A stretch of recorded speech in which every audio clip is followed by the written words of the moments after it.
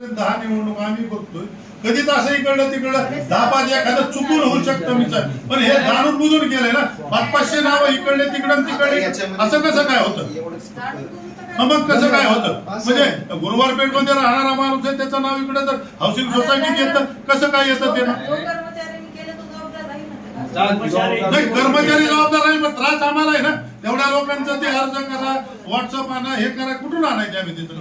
Procedure आहे ना. मग सामूहिकरित्या एखाद्याने यादीवर आक्षेप दिला, समजा आता मी धरून चला वोटर आहे, तर माझ्यासोबत 100 लोक सफर्ड आहेत किंवा अनावश्यकपणे किंवा नजर चुकीने किंवा वॉटेवर कुठल्या कारणास्तव इकडून तिकडे शिफ्ट झाले, तर मी विलास तरंगे म्हणून ह्या 100 लोकांचा अर्ज करू शकतो.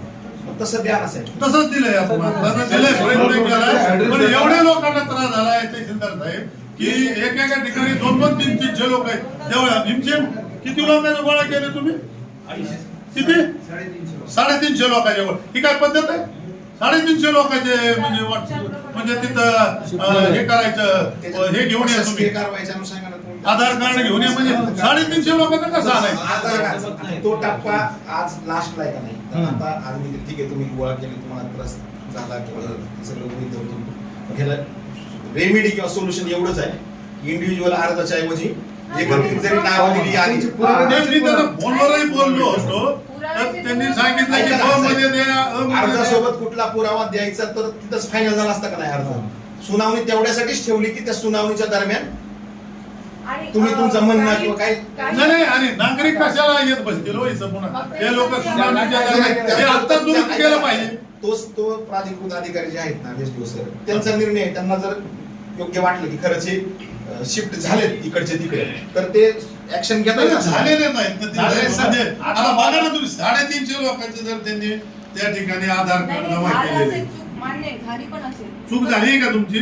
झाली असेल तर आपण मान्य करून ते बदल करू ना. नाही दुसरा म्हणतो. मुद्दा असा याच्यामध्ये की प्रभाग क्रमांक 15 मध्ये 3 कॅन्डिडेट उभे आहेत, तर त्या अनुषंगाने तिथली मतदार यादी पाहिजे ना. ते पाहिलं आम्ही, पण ते मी पण चेक केलं. हा. 4800 म्हणताय ना, तर 2022 मध्ये पण साधारण वॉट बसत थोडा बहुत चेंज झाला. EB 2-3 इकडे गेल्या होत्या, तर त्याच्यामध्ये 4000च मतदार होते. नाही ना, तो वाढ खूप चुकीच्या पद्धतीने फोडलाय.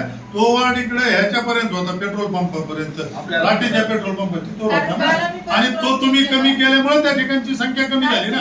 म्हणजे तुम्ही कुठेतरी दबावाखाली हे म्हणजे इनबॅलन्स करून तोडलंय आणि तशा पद्धतीने करताय ना. मग कसं काय होतं असं? म्हणजे 3 नगरसेवक असताना त्या ठिकाणी 4800 आणि दुसऱ्या ह्याच्यात 5800, हे कसं इनबॅलन्स होतं? 2022 मध्ये सुद्धा 3च नगरसेवक होते, तेव्हा पण 4000च. नाही 7,000 मतदार होतं तिथे.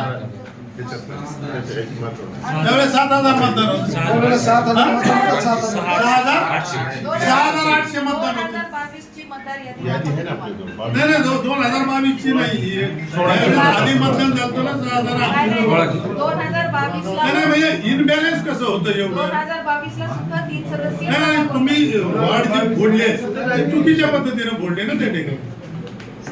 रचना आता मॅडम, रचना आता झाली ना, रचना 22 ला झाली नाही, रचना आता झाली तुम्हाला आहे. हे सांगते की आम्ही ते कम्पेअर केलं, आम्हाला पण तोच डाऊट होता की 3 सदस्यीय वॉर्डची संख्या कमी कशी झाली. 2022 ला आम्ही टॅली केलं, तेव्हा पण 3 सदस्यच वॉर्ड नाही होता. 2022 ला आपलं इलेक्शन झालंय ना. पण तेव्हाही मतदार यादी झालेलीच आहे ना. आपलं इलेक्शन काय बोलते? 2022 ला सुद्धा मतदार यादी फायदा झाली होती. तर ही जी 22 ला मतदार यादी फायदा झाली 15ची वॉर्डची, त्याच्यात सुद्धा 4000 समथिंग मतदार होतं आणि आता 4800 झाले. आम्ही ते पण टॅली केलं, कसं काय कमी झालं ते सांगते. 2022 ला मग नाही मग 2 जे प्रभाग आहेत 2चे, त्याच्यामध्ये 5,800 कसं काय झालं? म्हणजे सगळीकडे तुम्ही समसमान करा ना. असं कसं एवढं इम्बॅलन्स आहे?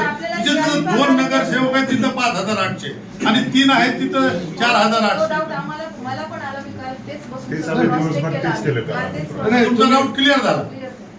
बरं, तरी पण माझं चुकलं असेल तर आपण दुरुस्त करू ना. मी प्रक्रिया आहे का? त्याला त्या discussion म्हणलं तुम्ही काय ह्या प्रक्रिया एवढीच फॉलो करावं लागेल.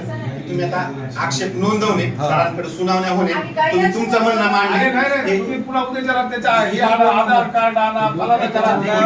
तुमच्या लोकांना सांगण्यासाठी मी अधिकृत माणूस नाही होते, काय प्रक्रिया माझी अडचण ती आहे, समजून घ्या. आता माझ्या सर, असं नाही रुपये सांगितलं असतं. सगळं माहिती आहे तुम्हाला, सगळं माहिती आहे. आठमध्ये पण मी अधिकृत नाही म्हणू शकत. अधिकृत नसला तरी सांगा ना काय. वार्ड क्रमांक 9चे मतदान 8 मध्ये आले. मी तुम्हाला हेच सांगते की आमचं चुकलं असेलही आम्ही मान्य करूनच तुमची दुरुस्ती करू नाही, ना. नाही, मग कसं काय इकडे होतं 500 लोकांची नावं इकडे आता जातात त्या इकडे. कर्मचाऱ्यांनी फील्डवर समजा चुकले घरी तिथं असतील बसूनच गेलं ना ऑफिस मध्ये त्यांनी फील्डवर गेल्यावर कसं होतं? भेटवर जाणं पाहिजे तिथल्या आता माझी नगरसेवक असतील तिथं काही कार्यकर्ते नाही, असतील. एवढ्या लोकांना एका घरामधल्या 4-5 हजार लोकांना त्रास देत आहे आता हे ना. सगळे अनुभवी कर्मचारी आहेत तुम्हाला मॅडम कर्मचारी वार्डात आलेत नाही, त्यांनी ऑफिस मध्ये बसून सगळे सर्वे केलेले आहे काय, आणि आम्हाला मध्ये त्यांनी फिरत वार्डमध्ये त्यांनी तिथल्या नागरिकांची आता तिथल्या कार्यकर्ते आम्हाला माहिती आहे, आम्ही वार्डात जातो ना.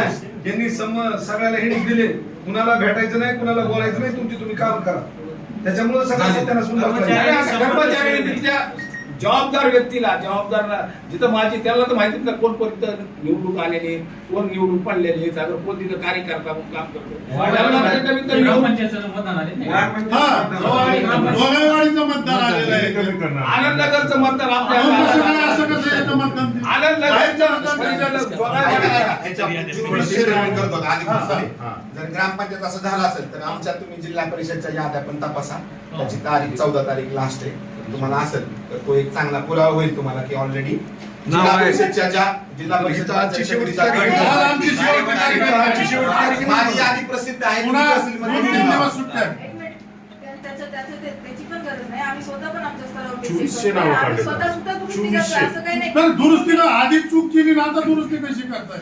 अरे तर चूक झाल्यावर काय म्हणणार आहे? तुम्हाला नाव कसे विदाउट ऑब्जेक्शन अरे जोगावाडीचं इथं कसं काय घेता तुम्ही नावं? कसे काय घेतले ते सांगा ना मला. करू नका. आता त्या लोकांना आधार मागायला गेले ते आमच्यावरच हे करायला तुम्ही काय करताय आमच्यासारख्या कार्यकर्ता आधाराची नाही, आता त्यांनी साधे अर्ज द्या. सांगितलं म्हणजे अर्ज द्या आम्ही करून देतो. पडताळणी करून. मॅडम सुनावण्या कधी? नाही, नाही, मॅडम. सुनावण्या कधी? तुम्ही फॉर्मेट तयार केला आणि आम्हाला म्हणलं त्याच्यावर आधार जोडा, त्याच्यावर यादी क्रमांक नंबर जोडा, सांगितलं साहेब. आणि एका फॉर्मला आम्हाला 2 रुपये दिले. दिलेलं आहे मॅडम, बरं, ऐका ना. झाला तर द्या. आता थोडंसं थांबून राहिलंय कार्यालयीन काम करण्यासाठी. अजून असलं तरी याद्या घ्या तुमच्या. एका फॉर्मला 2 रुपये घेतले साहेब माझ्याकडून. मी आता दाखल करून आलोय आणि मला म्हटलं त्याच्यात आधार एक पुरावा जोडायचा जोडलेला म्हणतात. नाही. आता लोकांसमोर लाईट बिल आणि आधार जमा करत गेले त्या लोकांना तुम्ही काय अहो, साहेब, म्हणतात ते बांधकाम हो, हे इकडे एक बोलतायत, तिकडे तिकडे एक बोलतायत. मॅडम कर्मचाऱ्याला बरं साहेब, तुम्हाला मी एक बोललो होतो की माझ्या वार्डाला जो अनावश्यक तुकडा तुम्ही जोडलेला आहे, जो तुम्हाला त्याच्यासाठी 12 जवळ होता आणि 13 जवळ होता, तुम्ही 14 ला जोडला. त्यावेळेस तुम्ही मला काय म्हणले की हे बी उचलता येत नाही, कमीत कमी वार्ड 2022चा म्हणजे 2200चा पाहिजे. मग तुम्ही 3000चे कसे वार्ड केले बाकीचे?